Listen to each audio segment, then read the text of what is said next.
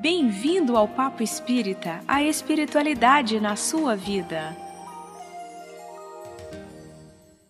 Sejam todos bem-vindos a mais um programa Papo Espírita. O tema de hoje, mediunidade e saúde mental. Nós vamos conversar com o médico Décio Iandoli Júnior, presidente da Associação Médico Espírita do Mato Grosso do Sul, vice-presidente da Associação Médico Espírita Internacional e coordenador médico do Departamento Acadêmico da AME Brasil.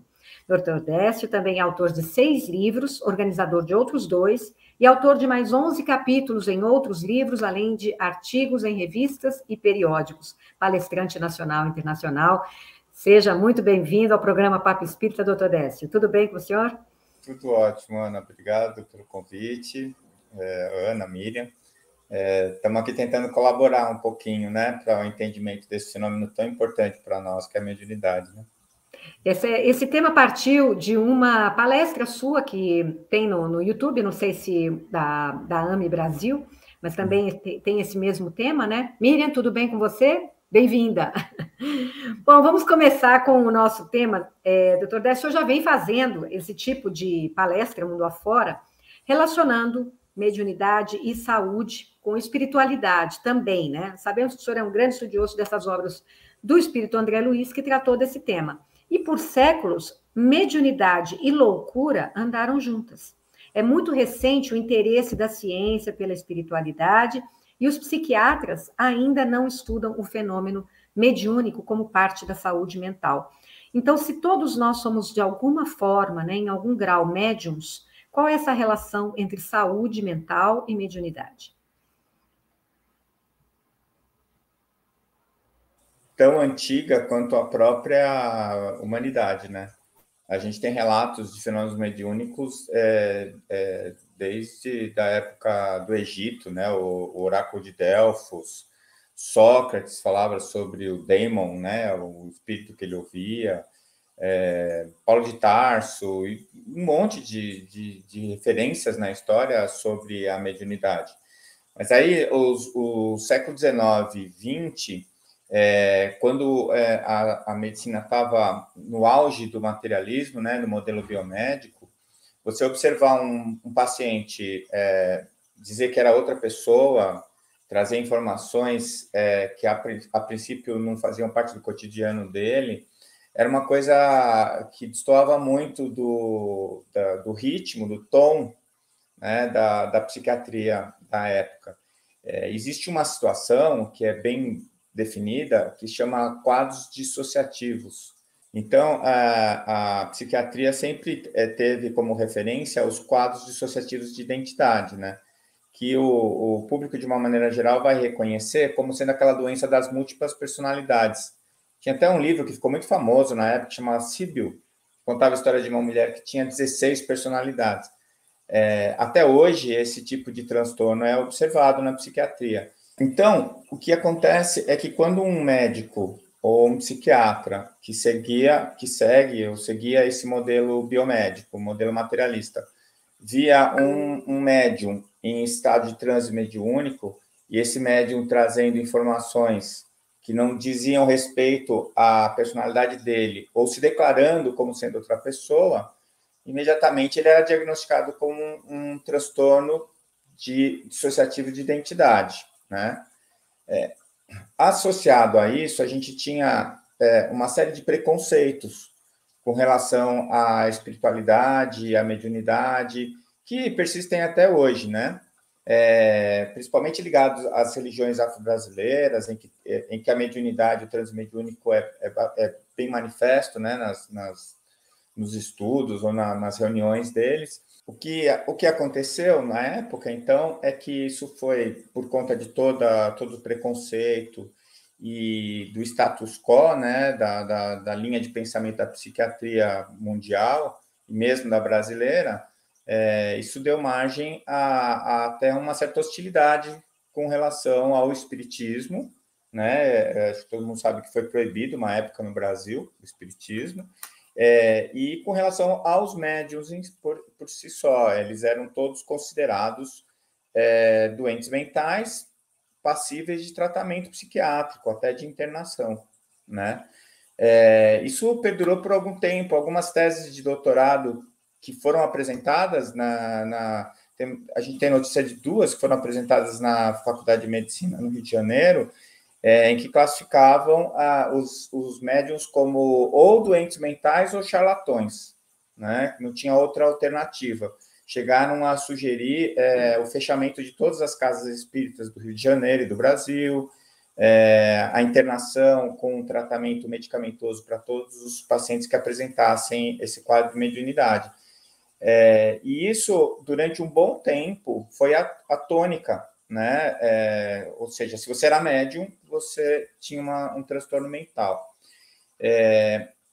O DSM-4, que é o Dicionário de Especialidades Médicas, né, com doenças mentais, americano, 4, a edição 4, ela foi um marco, porque foi a primeira vez em que a psiquiatria oficialmente disse que nem todos os quadros dissociativos eram patológicos, né? Admitindo a existência de situações em que o paciente ia ter um quadro dissociativo, porque a mediunidade é um quadro dissociativo, né? Só que não patológico, né? Não sendo doença, principalmente dentro de um contexto religioso. Isso foi comemorado, né? Muita gente interpretou isso como sendo a medicina admitindo a existência da mediunidade, mas não, infelizmente não é isso. Sim. A mediunidade ainda é um tabu para a medicina até hoje. Mas a mediunidade, deixa eu entrar aqui, como o senhor mesmo falou, nós ainda temos muita fantasia em torno da mediunidade, já que a gente olha assim, a mediunidade apenas na questão do fenômeno, né, do transe mediúnico. E, da mesma forma, o senhor colocou também que a mediunidade ela tem um quadro dissociativo. Explica um pouquinho mais essa questão do que é mediunidade, que vai além da questão do fenômeno do transe, né? E por que um quadro dissociativo, se a mediunidade é uma questão orgânica, ou é uma coisa que eu posso exercitar, e de repente eu me torno médium?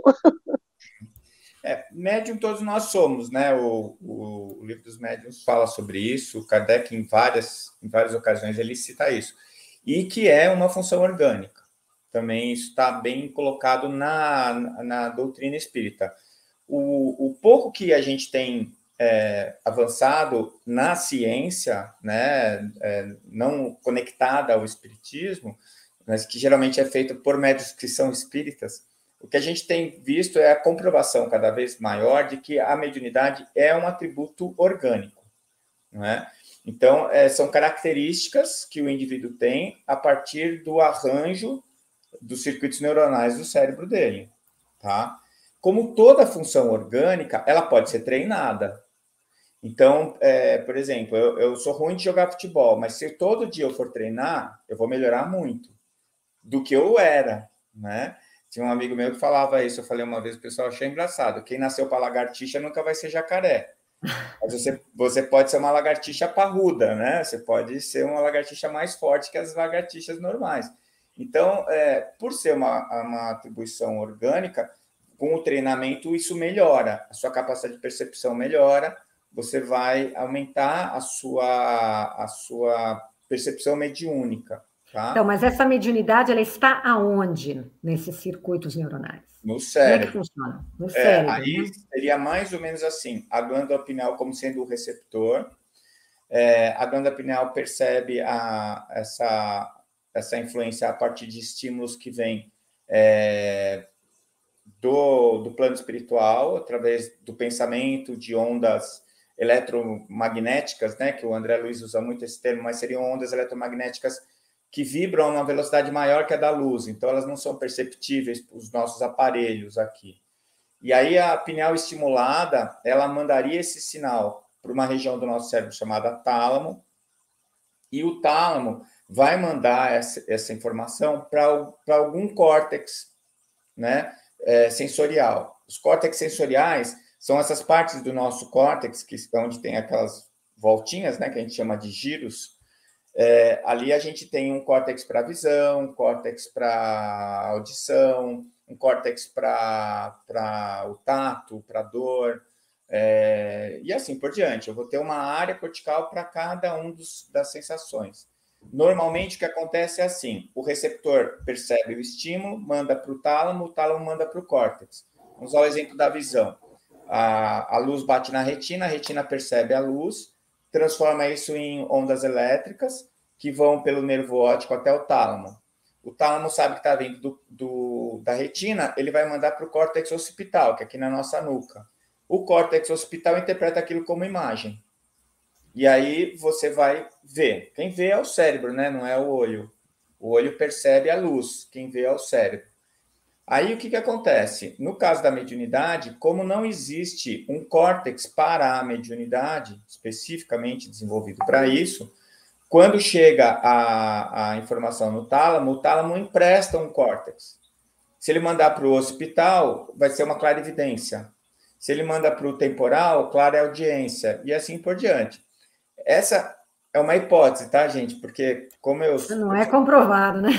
Eu sou professor de fisiologia e eu ensinei várias vezes a senso-percepção, e a gente entendendo como é que funciona a pineal, a direção que está tomando o caminho das pesquisas, e tudo que o André coloca para a gente, eu tirei essa conclusão aí, que é uma possibilidade, vamos colocar assim, né? Então, se você tem um arranjo que vai nessa linha, você vai ser um clareaudiente. E o nível de consciência é muito variado também. Você vai ter médiuns que são inconscientes, que ele é completamente dissociado, né? Então, na hora que ele está em transe, ele é outra pessoa, ele não se manifesta como sendo, aí pode mudar a voz, às vezes, né? E tudo mais. Ou é um médium semiconsciente ou um médium consciente. Aí é uma outra hipótese, né? Que eu concluí, ou eu acho que seja bem provável que seja assim. Durante o transe mediúnico, a quantidade de receptores para melatonina no córtex vai determinar o nível de consciência ou não da sua mediunidade, porque a melatonina ela tem um efeito sedativo, né, supressor no córtex dos seres humanos, né? Se a gente fosse rato, por exemplo, é ao contrário, é excitatório. Por isso que o rato tem mais atividade à noite, a gente mais de dia. Então, a melatonina ela é produzida sempre quando cai a luz. E essa melatonina teria esse efeito modulador na mediunidade. E aí, quanto mais consciente for o médium, a mediunidade dele vai ser menos dissociativa. Então, por exemplo, o médium pode chegar e falar assim, olha, eu estou vendo uma pessoa aqui que está dizendo tal e tal e tal coisa. Ele não está dissociado, né? É diferente de alguém que entra em transe e faz uma psicofonia, o pessoal chamava de incorporação, né? Sim, porque parecia que não era mais a pessoa ali, né? Não era mais a pessoa. A gente não gosta desse nome porque ninguém incorpora ninguém, né? O corpo é de cada um. Mas é para a gente entender. Geralmente, o que o pessoal chamava de incorporação era uma psicofonia em um médium semiconsciente ou inconsciente, né? Por exemplo, doutor Décio, no caso do Divaldo, que a gente vê no filme, né, que a primeira palestra que ele faz, ele não se preparou, e aí o espírito vem e falou através dele. Ali ele estava inconsciente, semiconsciente, como é que funciona? Porque ele é um médium completo, né? Assim como o Chico também. Como é que funciona nesses grandes médiums, por exemplo? Então, é a complexidade da organização neural dele, né?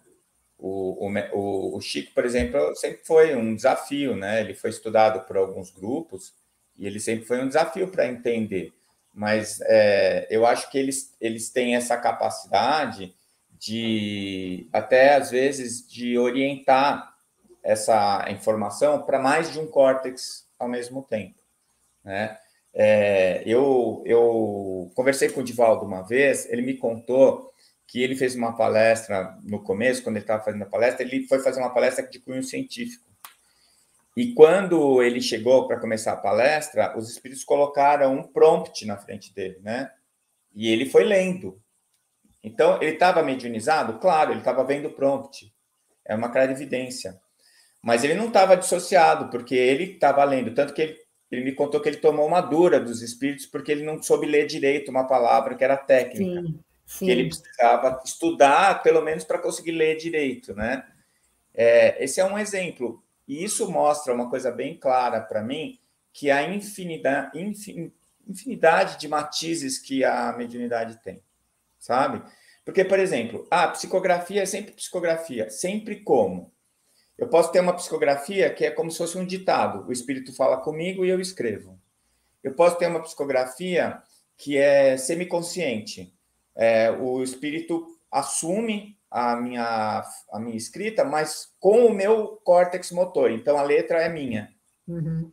Eu posso ter uma psicografia totalmente motora, em que eu estou inconsciente e o espírito escreve com a minha mão, mas usando o padrão motor dele. Então, o meu córtex motor também vai estar suprimido. E aí sai a letra dele, que é uma coisa bem complexa, tanto que normalmente eles só assinam com a letra deles. Eles não escrevem a mensagem toda. Uma coisa que eu presenciei foi no Congresso Mundial de Paris, foi em 2004, o Divaldo recebeu uma psicografia do Leon Denis. E ele escreveu 1,5 linha e assinou. Em francês, ao contrário, em letra cursiva. Então, quem escreveu foi o Leon Denis, através da mão do Divaldo, mas com o córtex motor do Divaldo suprimido. Eu tive essa oportunidade, foi muito importante para mim, porque eu estava a alguns metros do Divaldo quando ele fez essa psicografia. E eu pude observar a velocidade e a postura dele quando ele estava escrevendo. Ele estava com os olhos fechados, olhando para cima. Não estava olhando, ele estava com os olhos fechados, mas a cabeça olhando para cima, virada para cima. E a mão dele escrevia com muito cuidado, bem devagarzinho, como se ele estivesse desenhando. Entende? Então, eu percebi que ele estava mediunizado e eu achei interessante, porque a princípio a gente acha que o médium psicografa rápido, né? Quando está usando o padrão motor do médium, é rápido, é como se você estivesse digitando. O espírito digita lá na tela, no teclado, só que o teclado é o córtex motor do médium. E ele digita lá as letras. Conforme ele digitou a letra, o padrão motor é emitido e vai pelo circuito neural do médium até a mão dele para escrever. É por isso que a letra sai com a letra do médium. Sai do jeito que ele aprendeu a escrever o A, do jeito que ele aprendeu a escrever o E, e assim por diante. Para o médium, para o espírito escrever, ele tem que suprimir esse padrão. Né? Tem que estar apagado, porque senão vai sair a letra do médium e não do espírito. Ou seja, o córtex de um médium como o Divaldo, ele deve ser... eu não sei se ele é maleável ou se ele é mais predisposto a todas essas manifestações, né? Então, eu não posso te dizer isso, Ana, mas o que eu imagino é que o segredo está no tálamo. Que é quem distribui. Como ele... entendi. Quer dizer, mais ou menos, né? É a quantidade receptora, porque o tálamo que escolhe para que lado ele manda. Normalmente, os que nós falamos que não são médiums, que são os médiums estáticos, né? Segundo Hermínio de Miranda, porque todo mundo tem mediunidade. Então, normalmente, essa mediunidade, ela vem assim, o tálamo vai mandar para o meu hemisfério direito, que não é o dominante. E aí, aquilo vai entrar como sendo uma inspiração, como sendo uma premonição, entende? Aparece na tua cabeça e você fala, nossa, que ideia genial que eu tive. Não foi sua. Sim. Ela foi jogada no seu cérebro, você tomou consciência daquilo dessa maneira. Então, normalmente, o tálamo está condicionado para mandar para o hemisfério direito, e não para o córtex sensorial, né? E isso vem sempre como sendo uma percepção, uma sensação, ou alguma coisa muito sutil que o médium não vai perceber, às vezes, que é mediunidade. Ele fala, não, quem teve essa ideia fui eu, ninguém falou para mim, eu não ouvi ninguém falando, não apareceu ninguém na minha frente, eu tive essa ideia. Bom, da onde você tirou? Pode ser sua originariamente, porque pode ser anímico. Eu queria perguntar do anímico. Veio via pineal. Interessante, eu falei de vinha do anímico, porque nós costumamos ouvir dentro do centro espírita, né, quando estamos estudando a doutrina, que no processo da mediunidade há sempre a participação anímica do médium, né? Há sempre a participação do médium. Nesse contexto que o senhor trouxe, doutor Décio, como é que a gente entende esse entrelace? Né? Como é que esse entrelace ocorre? É preciso que tenha mesmo, vou chamar assim, uma fonte, que é a fonte de experiência ou de expertise do médium, que o espírito aproveita esse arcabouço para se manifestar? Como é que podemos entender isso? O Chico falava que o melhor médium vai ter 20% de influência anímica. O melhor médium. Isso faz a gente ter uma ideia de quem são esses médiums, né? Esses espíritos, porque só o conteúdo científico do André Luiz, se o Chico sabia 20% daquilo, ele já está acima da média, né? E eu imagino que seja bem isso. Agora, o nível de interferência anímica tem a ver com o nível de consciência do médium, né? O que eu acho que existe um certo preconceito, nós espíritas, com o animismo, porque o que interessa é o conteúdo da mensagem. Então, muitas vezes, a gente nem presta atenção na mensagem porque quer saber quem mandou. E depois que a gente vai ler a mensagem, depois que a gente viu quem escreveu, quem assinou, né? Na verdade, isso não faz a menor diferença, até porque nome a gente muda a toda encarnação, né? O que interessa é o conteúdo da mensagem. Muitas vezes a gente tem alguns conteúdos de vivências passadas que estão lá no nosso espírito, mas não fazem parte da nossa personalidade atual, e que num transe mediúnico ele pode ser acessado. E é um conteúdo fantástico. Então, às vezes eu estou lendo ali o André Luiz e eu fico pensando, né, da onde veio isso? Será que é do Chico? Será que é do André? Será que é de algum dos grandes sábios que orientaram o André a trazer esse conteúdo? Aí depois, ao mesmo tempo, eu penso, e o que faz, qual a diferença que isso faz? Né? Quer dizer, a mediunidade ela tem que ser medida pelo conteúdo da mensagem e não pelo ato mediúnico em si, né? Então, eu acho que, assim, esse padrão de interferência anímica, o quanto que o médium está trazendo um conteúdo mais científico ou não, ele vai variar ao infinito com essas matizes que eu falei do médium, né, da mediunidade que ele tem, da afinidade dele com o espírito. Agora, existem situações em que você pega pessoas que são extremamente... O próprio... Vamos usar o exemplo do Chico. Teoricamente, o Chico Xavier era um mineirinho que não tinha nenhum conteúdo científico, zero de conteúdo científico, e ele literário. E a primeira obra que ele psicografa traz os grandes poetas. Parnaso, né? O Parnaso Além Túmulo, que foi exaustivamente estudado por vários autores. Então, o que está acontecendo ali? Ou o Chico, o espírito dele, que tinha o conteúdo, trouxe esse conteúdo, o que eu acho que não explica o Parnaso completamente, ou ele estava em contato com os autores realmente, que trouxeram os estilos e se manifestaram de maneira tão identificada que os especialistas em literatura reconheciam aqueles autores ali no texto.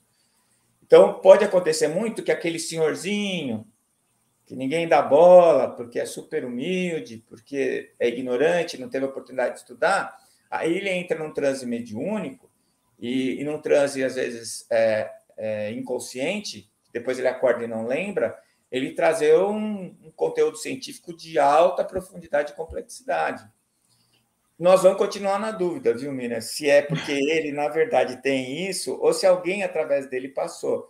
Mas eu acho que quanto mais inconsciente for o médium, mais distante pode ser o conteúdo da mensagem da capacidade do espírito. Não sei se deu para entender o que eu quis dizer. Né? Quando eu estou minimamente acordado, eu vou interferir. O próprio Divaldo não contou que ele não conseguia ler as palavras? E os espíritos ficaram bravos com ele, ou seja, a dificuldade dele trouxe alguma dificuldade na comunicação, porque ele não tinha aquele conteúdo. E aí ele passou a estudar aqueles conteúdos para transmitir a mensagem de uma forma mais adequada, né? Então, eu acho que tem essas variações, assim. a gente vai pensando no médium, no espírito está transmitindo e na mediunidade. E o equilíbrio entre essas forças vai trazer a facilidade ou a dificuldade do conteúdo. Entendendo, né, dessa forma o que é a mediunidade, e voltando para a questão dos transtornos mentais, o próprio Chico e o Divaldo, eles também sofreram esse tipo de preconceito, e eles próprios podem ter duvidado do que estava acontecendo com eles antes deles tomarem conhecimento da mediunidade e entenderem o que se passava, né? Então, existem muitas pessoas que chegam na casa espírita ou também não chegam lá, né? Estão por aí sofrendo muitas dificuldades, sendo diagnosticadas com transtornos mentais por conta de uma mediunidade que está inconsciente ou não trabalhada.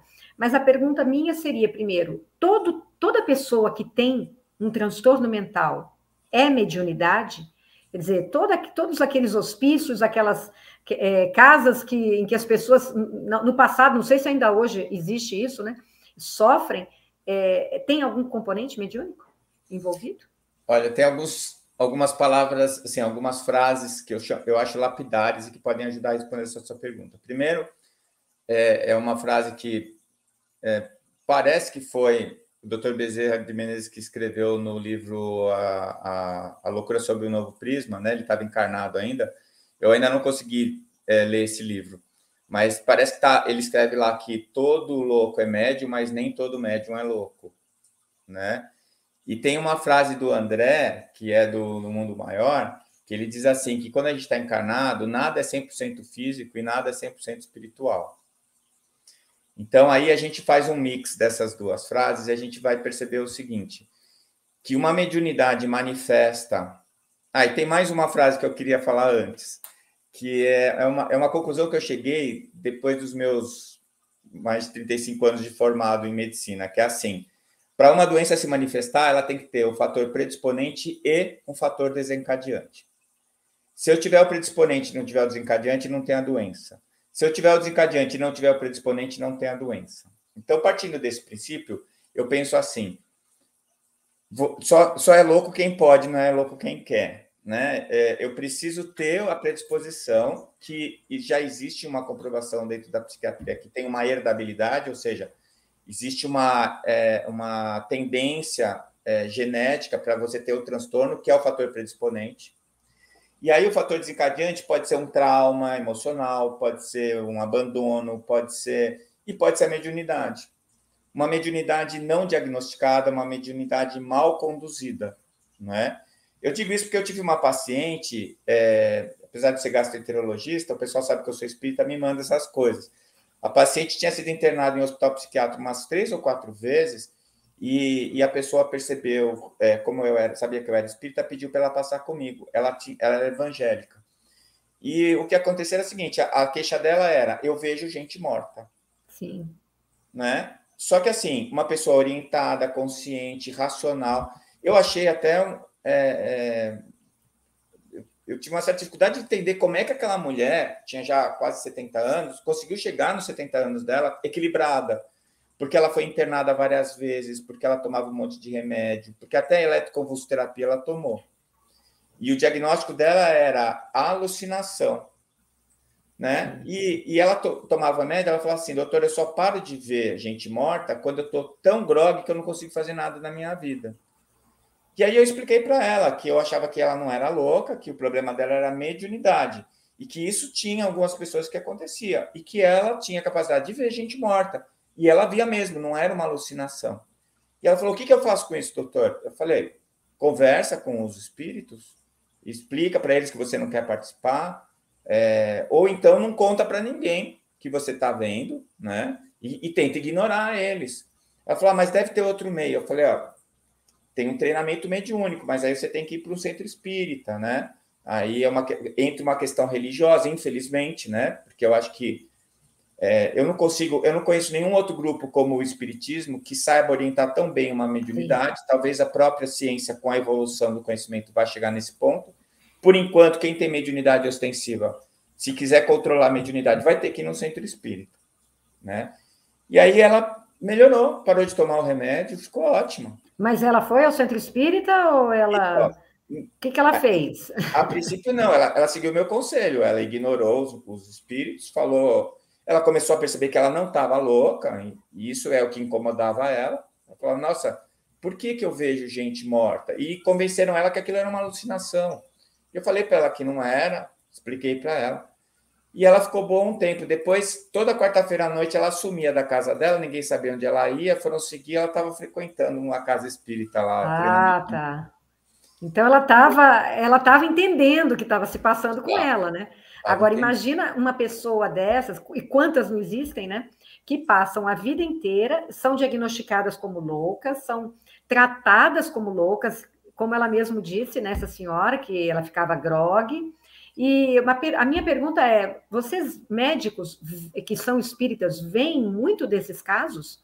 Passa muito pela mão de vocês esse tipo de situação? Olha, porque deve ser um sofrimento terrível para a pessoa, né? Para os psiquiatras deve ser rotina, né? Sim, psiquiatra. E o Departamento de Psiquiatria Espírita da AME Brasil, o pessoal traz uma experiência sempre muito rica desse sentido, né? O que eu acho que está acontecendo agora e que eu acho importante citar é a tese de doutorado do Dr. Alexander Moreira de Almeida, em que ele estudou médiuns espíritas da cidade de São Paulo. E ele mostrou que o nível de saúde mental desses médiuns é melhor que da população geral, né? A tese de doutorado... Como se explica? Oi? Como se explica? Eu acho que todo mundo de médico e de louco tem um pouco, né, Miriam? E o médium de louco tem bastante, né? Então, mas são médicos que trabalham na mediunidade, é isso? Não, trabalham... Médiums então, espíritas. E aí, eles estão nas casas espíritas trabalhando a mediunidade. Certo? Por isso que ele chama atenção, que estes médiums, na tese dele, ele chama atenção que esses médiums recebem uma orientação, sabem o que está acontecendo e aprendem a controlar o fenômeno. Então, por exemplo, eu já vi um paciente que ele trabalhava num centro de Umbanda e a mediunidade dele era muito poderosa, muito forte, e ele era um médium inconsciente. O que acontecia? Aconteceu que uma vez ele estava fazendo compra no supermercado, entrou em transe mediúnico no supermercado. E quando ele acordou, ele estava num camburão de polícia, estavam levando ele para um hospital psiquiátrico, né? Esse é o tipo da mediunidade adoecida que eu falo, porque pode acontecer da mediunidade adoecer. Como toda função fisiológica é passível de adoecimento, né? O seu coração, fundamental para você continuar vivo, mas se ele não bater direito, você fica doente. Seu pulmão, você tem que respirar, mas se ele ficar doente, você tem dificuldade de respirar, você vai ficar doente. Na mediunidade, é uma função fisiológica, todo mundo tem, e que quando ela começa a funcionar de maneira errada, que é uma mediunidade patológica, eu acho que vai descambar para o transtorno psiquiátrico, né? E o Marco Aurélio, na tese de doutorado dele, ele fez estudo com ressonância nuclear magnética do cérebro de médiums ostensivos, comparando com médiums não ostensivos, com pessoas não médiums, né, consideradas não médiums, e comparou também com os padrões dos pacientes esquizofrênicos, né? E ele também mostrou que a estrutura cerebral desses médiums não tem nenhuma característica da doença psiquiátrica. Então, eu estou trazendo esses dois exemplos, porque são dois médicos espíritas que estão trazendo uma contribuição muito importante, mostrando que mediunidade não é doença, pode ser um fator desencadeante para a doença mental, tanto quanto o estresse, tanto quanto qualquer outro fator, né? Desde que haja o fator predisponente, que é o fator genético. E isso vai fazendo a gente entender, aos pouquinhos, quem são essas pessoas, quais são as suscetibilidades delas, aonde é que elas vão encontrar um melhor caminho. Então, esse trabalho do Alexander eu achei extremamente importante, porque ele mostra como a orientação que eles recebem no centro espírita, a partir do entendimento do fenômeno em si, que o espiritismo explica muito bem, como eles encontram um nível de saúde mental que é melhor que a população geral. Então, as suas ansiedades, angústias e depressões, elas são tratadas pela mensagem de amor do Cristo. E as suas dificuldades com o cotidiano, as suas ansiedades, seus quadros depressivos vão ser combatidos com o exercício da mediunidade, né, em contato com o plano espiritual. Então, eles vão ter essa vantagem, né? Vai ter essa vantagem. A minha mediunidade é bem capenga, sabe? Eu já tive alguns episódios de psicofonia e tudo, mas se eu não vou na sexta-feira no centro participar da reunião mediúnica, a minha semana é mais complexa, mais difícil. Eu tenho mais dificuldade de me controlar. Então, eu tenho certeza que aquela horinha que a gente fica ali, a gente tratamento, acaba né? se ajustando, né? É um momento de equilíbrio, quer não, o próprio ambiente, né? E aquilo, as mensagens e todo o trabalho, mesmo se você vai assistir uma palestra, é um momento de aterramento, né? De reflexão, e isso com certeza tem benefícios, né? Agora, você vai ser louco 5 minutos lá, você coloca toda a sua loucura na mesa e aí não tem mais loucura para ser o resto do dia, né? É o resto da verdade. semana. Miriam, tem perguntas? Tem perguntas, Miriam? Não, eu estou aprendendo muito com o Dr. Décio hoje, nesse Papo Espírita. Na verdade, a beleza de tudo, né, que tudo tem a sua beleza, é que a gente aprende o que a gente não aprende na vida e nem na escola, que é gerenciar nossas emoções, né? É isso que a mediunidade vai nos ajudando, né? Sim. Vamos aproveitar vou aproveitar e perguntar sobre essa questão nas crianças, né? Porque muitos pais, não importa, né? Quem está convivendo com criança, a criança tem um campo muito aberto, e como lidar quando a criança está vendo, como o próprio Chico via, o Divaldo via, né? Como é que lida com isso? Então, é um assunto bem delicado esse, sabe?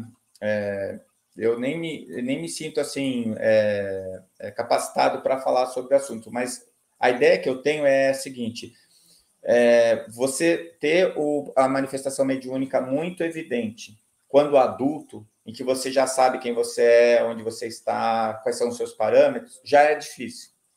Você imagina para um indivíduo que ainda não terminou de formar a sua personalidade, né? Então, não deve ser uma coisa muito fácil.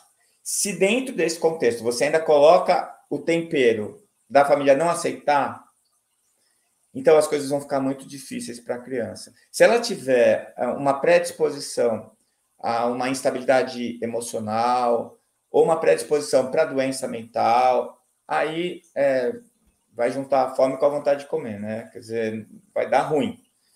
Então, eu acho assim que, a princípio, quando é família espírita, normalmente traz uma apreensão para os pais, obviamente, mas a coisa se dá de uma maneira mais tranquila. Como eu acho que tem que ser, é uma ideia que eu tenho, mas eu sei que a Federação Espírita Brasileira, a Marta Antunes, ela estava junto com alguns médicos da AME, né, que são da especialidade, neuropediatras e tudo mais, estavam elaborando um trabalho para a orientação da mediunidade na criança. Eu acho muito importante isso. Mas, a princípio, o que eu acho que a gente tem que fazer é tratar com muita naturalidade,